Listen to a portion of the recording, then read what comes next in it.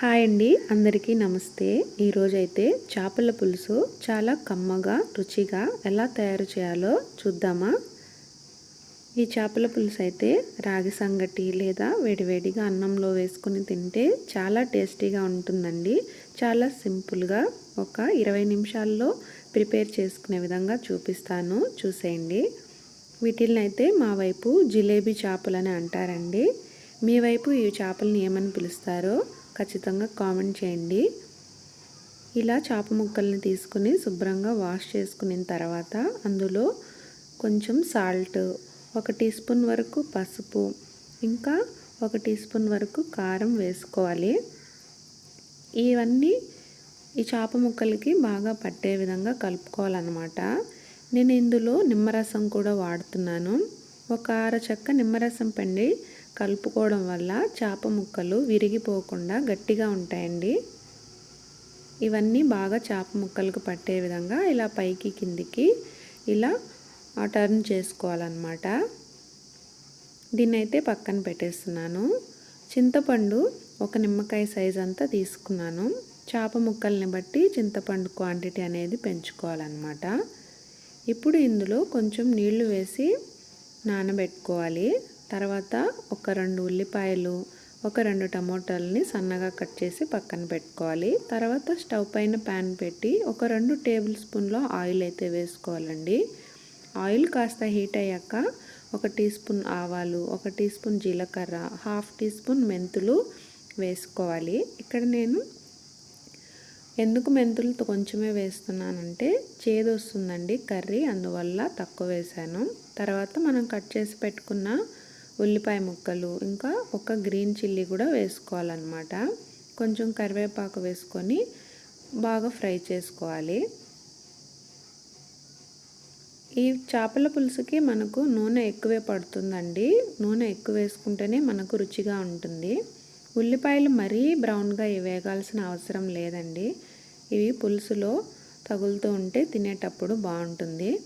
ఇందులోనే 1 tea spoon వరకు అల్లం వెల్లుల్లి పేస్ట్ వేసుకుంటున్నాను. అల్లం వెల్లుల్లి పేస్ట్ మనకు ఆప్షనల్ అన్నమాట.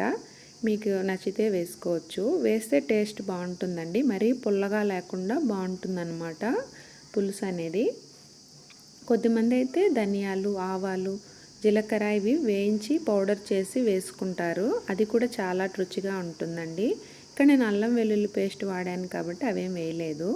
ఇప్పుడు అందులో కాస్త పసుపు, ఇంకా తరిగి ఉంచుకున్న టమోటా ముక్కలు కూడా వేసుకోవాలి. టమోటాలు కూడా మరీ మ్యాష్ అవ్వకుండా ఉంటే సరిపోతుందండి. ఇప్పుడు రుచికి తగినంత కల్లుప్పు వేసుకుంటున్నాను. మరీ మెత్తగా గుజ్జులాగా వేగాల్సిన అవసరం లేదండి. అలా వేగితే మన కర్రీ కొంచెం తీయగా అనిపిస్తుంది. కాస్త వేగితే సరిపోతుందన్నమాట. ఇప్పుడు ఇందులోనే కారం వేసుకోవాలి. కారం మీ రుచికి తగ్గట్టు వేసుకోండి. చేపల పులుసుకి మనకు ఉప్పు, కారం 2 కాస్త ఎక్కువే పడతాయండి. చింతపండు పులుసు వేస్తాం కాబట్టి ఉప్పు, కారం తగ్గిపోతుంది అన్నమాట. ఇప్పుడు ఈ మ్యారినేట్ చేసి పెట్టుకున్న చేప ముక్కల్ని ఇందులో అయితే ఇలా వేసుకోవాలి. వీటన్నిటిని బాగా కలుపుకోవాలన్నమాట. మీడియం ఫ్లేమ్లో ఉంచుకొని మిశ్రమాన్ని మొత్తాన్ని బాగా కలుపుకోవాలి. ఈ చేప ముక్కలు పచ్చిగా ఉన్నాయి కాబట్టి గరిటెతో ఎలా కలిపినా ఏం కాదు. తర్వాత కాస్త ఉడికిన తర్వాత ఇలా కలిపామంటే మొత్తం మ్యాష్ అయిపోతాయి. కాస్త ఉడికిన తర్వాత మాత్రం కొంచెం జాగ్రత్తగా వీటిని కలుపుకోవాలన్నమాట. ఇలా ఒక 2 నుంచి 3 నిమిషాల పాటు ఈ నూనెలో మగ్గిన తర్వాత చింతపండు రసం చేసి ఇందులో వేసుకోవాలి. పులుపు కూడా మీకు ఇష్టానికి తగినట్టుగా మీరు అడ్జస్ట్ చేసుకోవచ్చండి. చేప ముక్కలు వేసి ఒక 2-3 నిమిషాలు అయింది కాబట్టి ఇప్పుడు విరిగిపోకుండా జాగ్రత్తగా కలుపుకోవాలి. ఈ స్టేజ్లో ఉప్పు ఏమైనా తగ్గి ఉంటే చూసి వేసుకోవాలండి. ఇలా మీడియం ఫ్లేమ్లో ఈ చేపల్ని బాగా ఉడికించుకోవాలన్నమాట. ఒక సైడ్ ఉడికిన తర్వాత టర్న్ చేసుకొని ఇంకొక వైపు ఉడికించుకోవాలి. ఒక 3 నిమిషాలు 4 నిమిషాలకే ఇవి ఉడికిపోతాయండి. ఒక 3-4 మినిట్స్ తర్వాత ఇంకొక వైపుకి తిప్పుకోవాలన్నమాట ఈ చేపల్ని వీడియోలో చూపించిన విధంగా.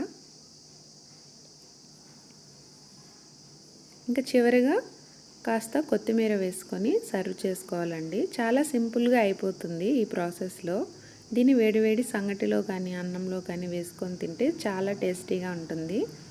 ఈ వీడియో మీకు నచ్చిందని అనుకుంటున్నాను. మరిన్ని వీడియోల కోసం నా ఛానల్ని సబ్స్క్రైబ్ చేసుకోండి. ఇంకా లైక్ చేయండి, షేర్ చేయండి. Thank you for watching.